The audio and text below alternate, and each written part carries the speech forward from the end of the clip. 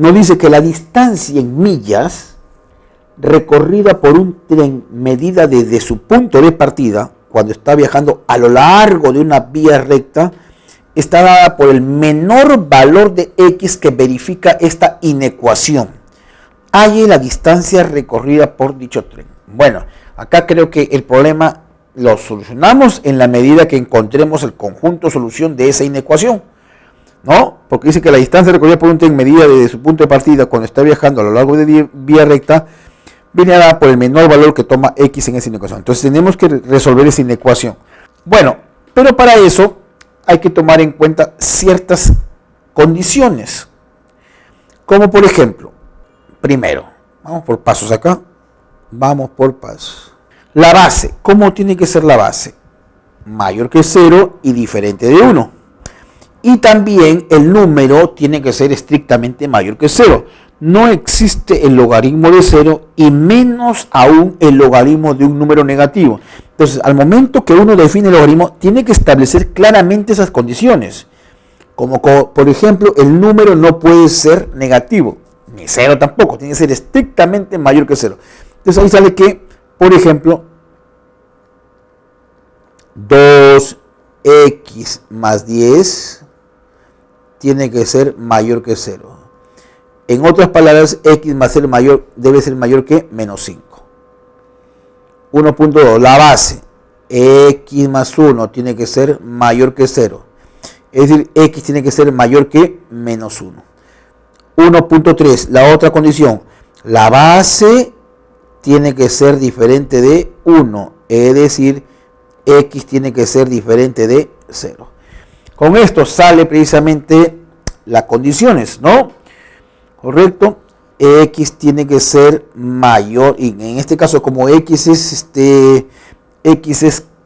distancia, entonces tendríamos que decir, y 1.4, x tiene que ser mayor que 0. Acá hago la acotación por ser distancia. Entonces, de esas condiciones, tenemos que x de todo esto, llegamos a la siguiente conclusión, que x debe pertenecer al intervalo que va desde 0 hacia más infinito. Bien, ahora sí vamos a resolver la inecuación, muchachos, la parte algebraica, por llamarlo así, ¿no? Esto es lo que sería nuestro universo, que la solución o las soluciones, si que hubieran varias, deben estar dentro de este, vamos a referenciarlo por acá, dentro de este rectángulo celeste. Es absurdo que alguien me diga, por ejemplo, que menos 3 es solución, porque no está dentro de ese intervalo, ¿correcto? Eso es lo que algunos autores le llaman el universo. Bien, ahora sí viene la parte práctica, operativa, ¿no? La definición. Entonces, esto lo puedo entender de la siguiente manera. El logaritmo en base x más 1 de la raíz cuadrada de 2x más 10. Cerramos raíz. Dice que este es menor o igual que 1, pero 1 lo puedo escribir así, ¿no? Para darle forma, logaritmo de x más 1 en base x más 1. Eso es 1. Y como x es mayor que 0, x más 1 también es positivo. Entonces puedo cancelar y la desigualdad permanece. Correcto, cancelo logaritmos porque x es mayor que 0, por lo tanto x más 1 es mayor que 0. Entonces, mayor que 1 porque como repito, si x es mayor que 0, x más 1 es mayor que 1, y si es mayor que 1, cancelo, pues, ¿no? Si la base estuviera entre 0 y 1, ahí sí cancelas, pero la desigualdad cambia. En este caso, nos va a quedar la siguiente inecuación, 2x más 10, cerramos raíz, tiene que ser menor o igual que x más 1, ya has cancelado el logaritmo con su respectiva base. Y elevado al cuadrado, ambos miembros de la desigualdad, nos quedaría algo así. X más 1 elevado al cuadrado. Entonces acá nos quedaría que, ya resolviendo esto, nos queda que x pertenece al intervalo que viene desde menos infinito hasta menos 3. reunido con el intervalo que va desde 3 hacia más infinito. Ahora sí hay que intersectarlo, Vamos a ponerle esto naranja. Esto es lo que nosotros hemos obtenido como consecuencia de resolver la parte algebraica. Entonces hay que intersectar el rectángulo celeste con el rectángulo naranja. Vamos a tener una línea divisoria por acá. Resolviendo esto, ¿qué tendríamos entonces? 1 con 2, intersectando, ¿no? Finalmente. 3. Finalmente. Luego de vamos a llamarle esto 1 y a esto llamémosle 2. Finalmente, 1 intersectas con 2. Y al intersectar, nos damos cuenta que X pertenece al intervalo que va desde 3 hacia más infinito. Es la intersección ya de 1 con 2. Pero te pedían el X, el menor valor de X. Entonces, el menor valor de X es 3. El menor valor de X es 3. Y ese menor valor que representaba la distancia recorrida por el tren que estaba en millas. Entonces, según lo que dice el problema, ese menor valor es la distancia. Concluimos que la distancia en este caso es 3 millas. La respuesta a este problema la encontramos en la alternativa C. Pasemos al problema número 7. La concentración de medicamento en la sangre. Dice, cuando un determinado antibiótico es administrado a un adulto, la cantidad de la misma, se refiere al antibiótico, en miligramos, que queda en el torrente sanguíneo del paciente después de T horas, aproximadamente está dada por, allá está la expresión matemática, que está representando la cantidad de antibiótico que queda en el torrente sanguíneo después de T horas de haberse aplicado, ¿no? Si después de T1 horas de haber sido administrado el medicamento en el paciente, la cantidad que aún le queda en el torrente sanguíneo es de 3 elevado a T1 miligramos, ¿cuántos miligramos de dicho medicamento hay aún en el torrente sanguíneo si del paciente al cabo de las T1 horas? Bueno, en este caso es cuestión de reemplazar básicamente acá, ¿no? Para un tiempo determinado. Entonces tenemos acá lo siguiente. Esto es lo que me están dando. Esta formulita matemática me dice que está representando la cantidad de antibiótico que le queda en el torrente sanguíneo después de una cantidad de horas. De manera particular, te preguntan T1. Bueno, si te reemplazamos acá, entonces nos quedaría 5, 3 elevado a la menos T1 menos 4 que multiplica a 3 elevado a la menos 3T1. Esto es igual, según lo que dice el problema, 3 elevado a la T1. Es simplemente reemplazar el tiempo por la cantidad de horas, que en este caso es T1. Entonces, ahora de lo que estamos encontrando, o lo que queremos encontrar es cuántos miligramos hay, o sea, despejar T1, ¿no? Veamos entonces acá lo siguiente. Tenemos entonces, ¿sí? Veamos. Arreglando un poco la expresión, pasándolo para acá al segundo miembro de la igualdad, nos queda 3 T1 menos 5 por 3 elevado a la menos T1 más 4 que multiplica a 3 elevado a la menos 3T1 y esto es igual a 0.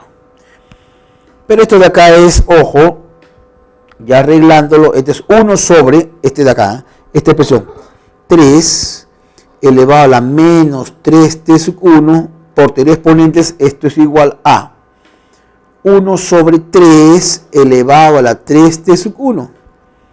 Y haciendo cuentas, nos quedaría entonces 3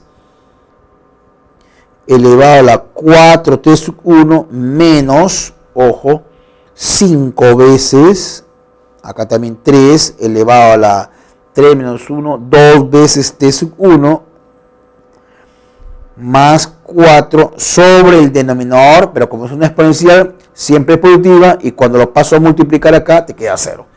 Ya vamos a obviar ese paso, sobre el exponencial, que ya lo pasé a multiplicar, Bueno, entonces acá tendríamos lo siguiente.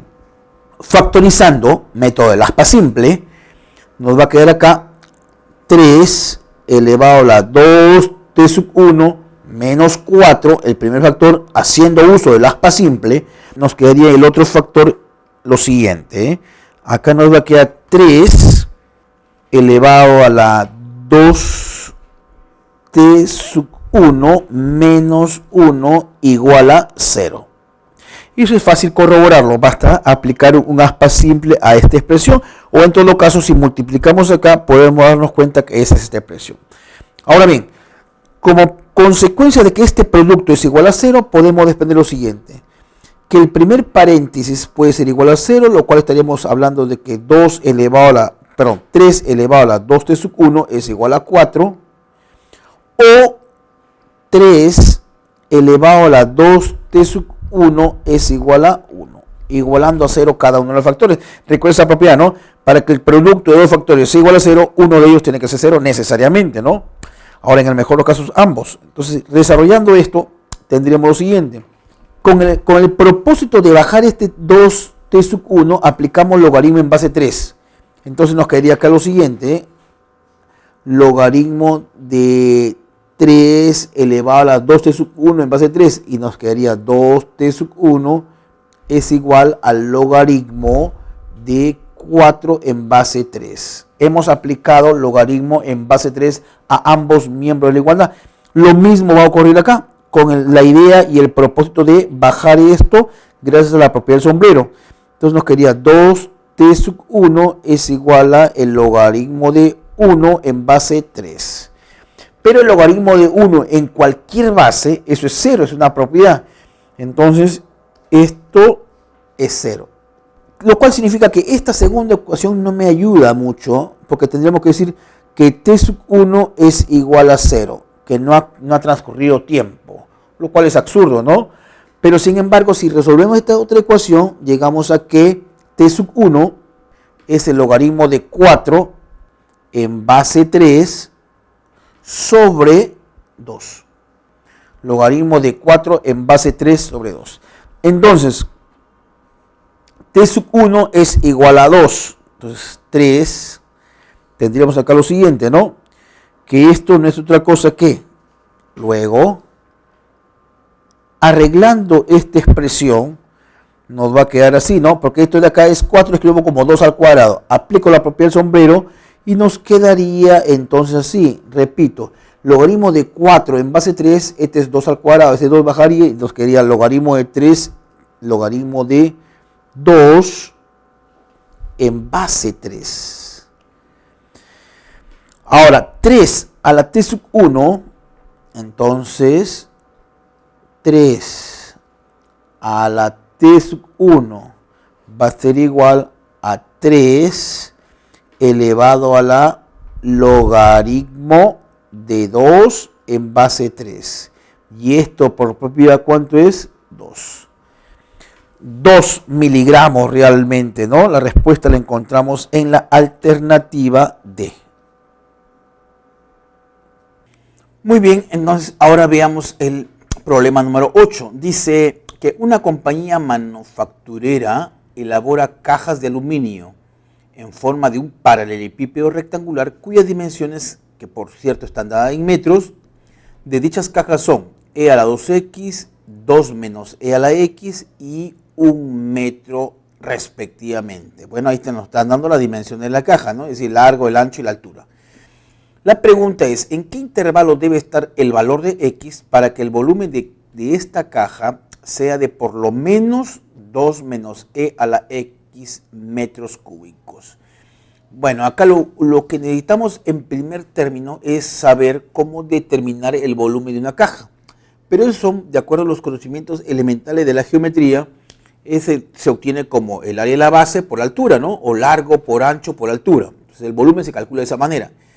En segundo término, tenemos que hacer cumplir la condición que nos da el problema. Dice que el volumen debe ser por lo menos esa expresión. ¿Qué significa eso? Por lo menos significa que tiene que ser mayor o igual, ¿no? Por ejemplo, vamos a suponer, ¿no?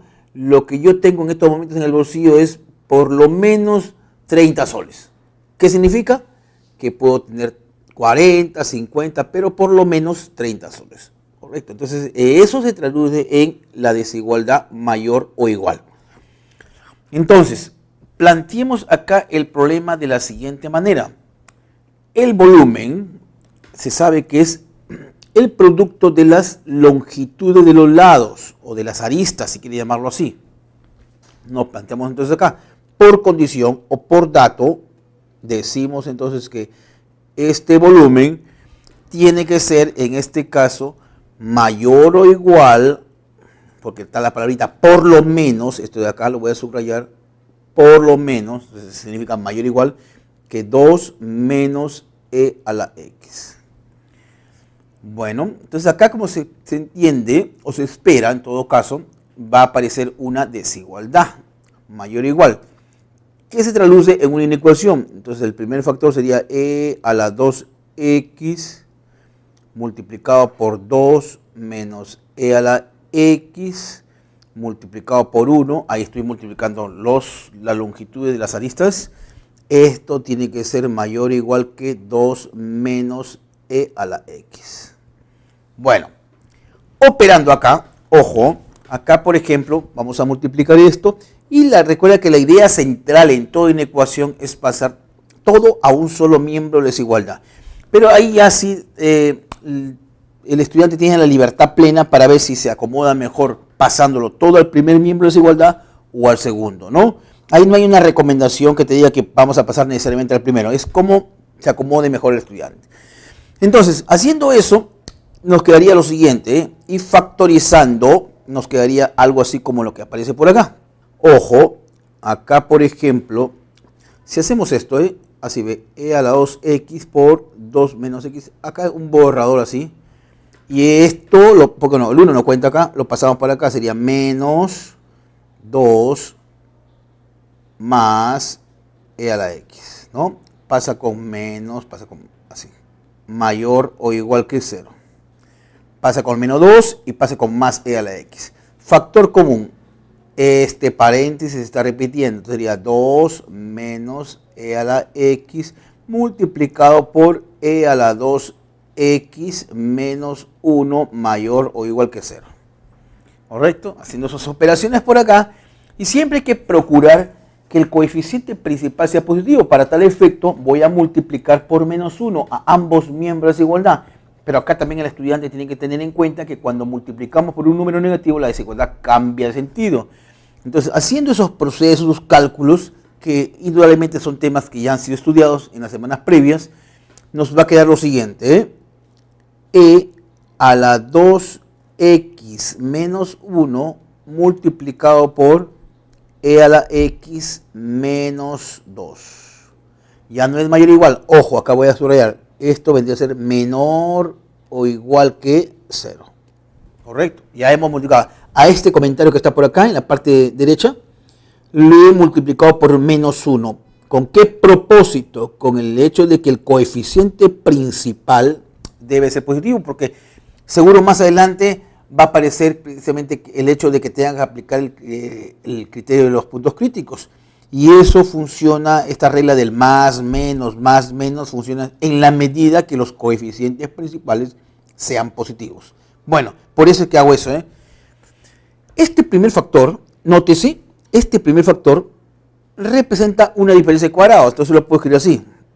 E a la x más 1 multiplicado por e a la x menos 1 multiplicado por e a la x menos 2 menor o igual que 0. Diferencia de cuadrados.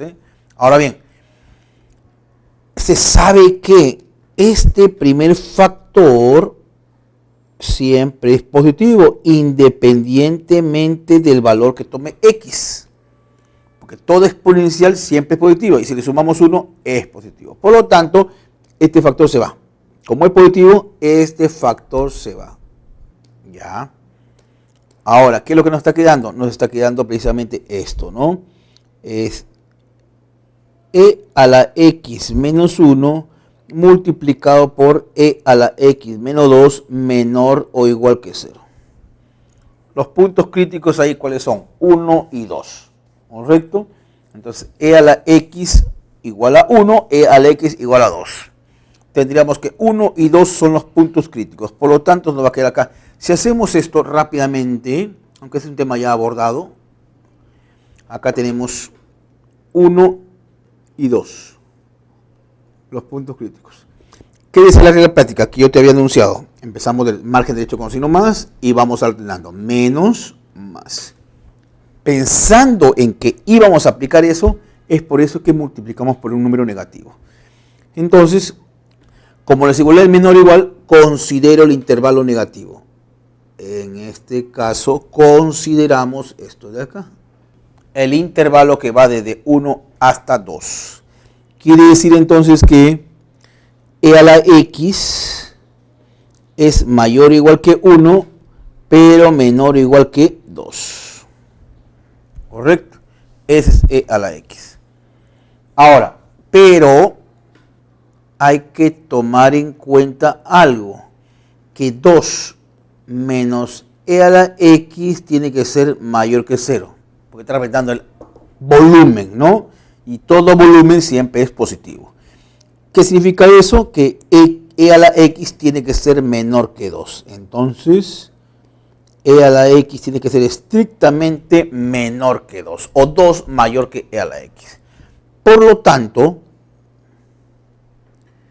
estaríamos diciendo entonces que e a la x es mayor o igual que 1, pero estrictamente menor que 2. Entonces, hacemos una línea por acá y decimos lo siguiente. Tratando de encontrar los valores de x, porque es lo que nos piden finalmente, ¿eh? Ahí los valores de x. Aplico logaritmo en base e. Como la base es mayor que 1, la desigualdad no va a cambiar, ¿correcto? Entonces aplico acá, ojo, logaritmo natural de 1 menor o igual que el logaritmo natural de e a la x menor que el logaritmo natural de 2. Hemos aplicado logaritmo natural a cada miembro de la desigualdad. Cuando hablamos de logaritmo natural, nos estamos refiriendo al logaritmo en base e, y e aproximadamente es 2.72. Entonces, como es la base de mayor que 1, la desigualdad no va a cambiar. El logaritmo de 1 en cualquier base siempre es 0. Acá por la llamada propiedad del sombrero te quería x, y este es menor que el logaritmo de 2. Entonces, la pregunta decía, ¿en qué intervalo debe estar el valor de x para que el volumen de la caja sea de por lo menos 2 menos e a la x? Hemos empezado por ahí diciendo que el volumen tiene que ser por lo menos esa expresión, entonces tiene que ser mayor o igual que eso. Y trabajando o formulando eso, llegamos a una inecuación, la cual se ha desarrollado ahí con el método de los puntos críticos. Y ya hemos llegado a que x finalmente, acá tenemos lo siguiente. Llegamos y concluimos que x pertenece al intervalo que va desde 0 hasta el logaritmo de 2. Entonces, eso lo encontramos en la alternativa C, como puede ver acá, ¿no? ¿Qué necesitábamos acá? Bueno, básicamente la última parte, ¿no? Que cuando aplica el logaritmo hay que tener cuidado. No es aplicar por aplicar, sobre todo porque estamos trabajando en inecuaciones. Cuando son ecuaciones no hay problema, pero en inecuaciones sí hay que tener cuidado porque el logaritmo tiene un doble comportamiento y eso depende de la base. Si la base está entre 0 y 1, el logaritmo es decreciente. Pero si la base es mayor que 1, la función logarítmica es creciente. Entonces eso tiene que verse y analizar ahí. Bien, por acá le dejo las claves de los ejercicios propuestos. 1, D, B, B, D, A, B, A y C. De esa manera estamos poniendo punto final a esta sesión. No se olviden que ante cualquier duda o inquietud que ustedes tengan, les agradecería hacerla llegar a la brevedad para responder de manera inmediata. Hasta pronto.